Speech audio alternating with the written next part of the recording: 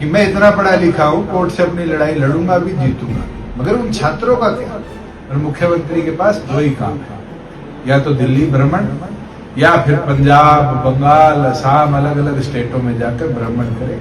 सत्य को रोका जा सकता है, कमजोर किया जा सकता है, मगर परमानेंटली समाप्त नहीं किया जा सकता। प्रोफेसर ने लिखित में हमारे लोगों को दे रखा है कि जो कुर्सियां टूटी है इसके इतने रुपए लगेंगे, हम भर दे। यूपी के अंदर मिनिमम वेज बढ़ाया है, उनकी भी मांग है कि आपने और अधिकारियों की 8वीं वेतन आयोग लागू कर दी, आप इनके अंदर भी 8वीं वेतन आयोग लागू करो, मगर दिखता है सरकार की मंशा नहीं है। पैरेलली उनको कमजोर करने के लिए आज स्टेटमेंट दे दी कि हम ऑल्टरनेट रास्ता निकालें। जो लोग आपके पास एम्प्लॉयड है उनके वेलफेयर के बारे में तो सरकार को सोचना चाहिए।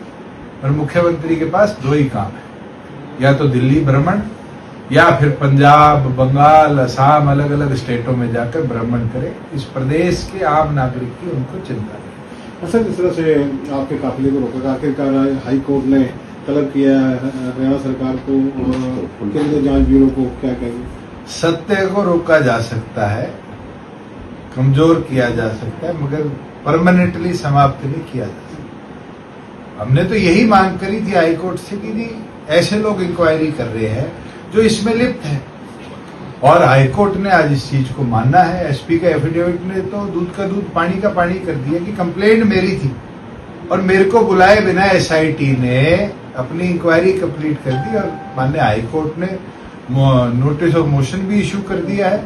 और मुझे पूरा विश्वास है कि जो हमारी मांग है कि हरियाणा से बाहर इसकी इंक्वायरी हो और किसी अच्छी एजेंसी से इंक्वायरी कराई जाए या किसी रिटायर्ड हाईकोर्ट के जज से इंक्वायरी कराई जाए, हम उस तथ्य पर अपनी लड़ाई लड़ेंगे। और मैंने उस दिन कहा था कि मैं इतना पढ़ा लिखा हूं, कोर्ट से अपनी लड़ाई लड़ूंगा भी, जीतूंगा भी, मगर उन छात्रों का क्या? ये जो आपके कुरुक्षेत्र यूनिवर्सिटी में चीफ मिनिस्टर ने 12 बजे रात को फोन करके वीसी को उठाकर एफआईआर कराई, उसमें आरोप किया था कुर्सी तोड़ी, और उसी यूनिवर्सिटी के ऑफिसर्स ने, प्रोफेसर्स ने लिखित में हमारे लोगों को दे रखा है कि जो कुर्सियां टूटी है इसके इतने रुपए लगेंगे, हम भर देते। और उसके बाद नायब सैनी को इतनी घबराहट है। क्या नायब सैनी डर गया कि हम यूनिवर्सिटी में क्यों जा रहे हैं?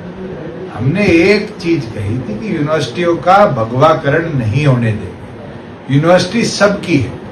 आज मैं दिल्ली यूनिवर्सिटी में प्रोग्राम करना चाहता हूं, मुझे रोका नहीं जाता। आज मैं पंजाब यूनिवर्सिटी में प्रोग्राम करना चाहता हूं, हर साल INSO का प्रोग्राम होता है, रोका नहीं जाता।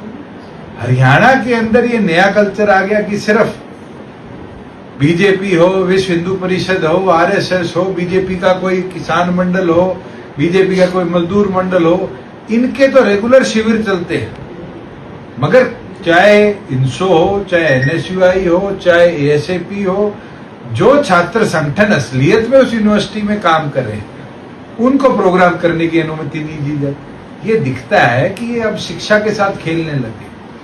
समाज के अंदर तो इनने बंटवारा कर दिया, मगर शिक्षा के अंदर भी ये बंटवारा करने का काम शुरू कर दिया।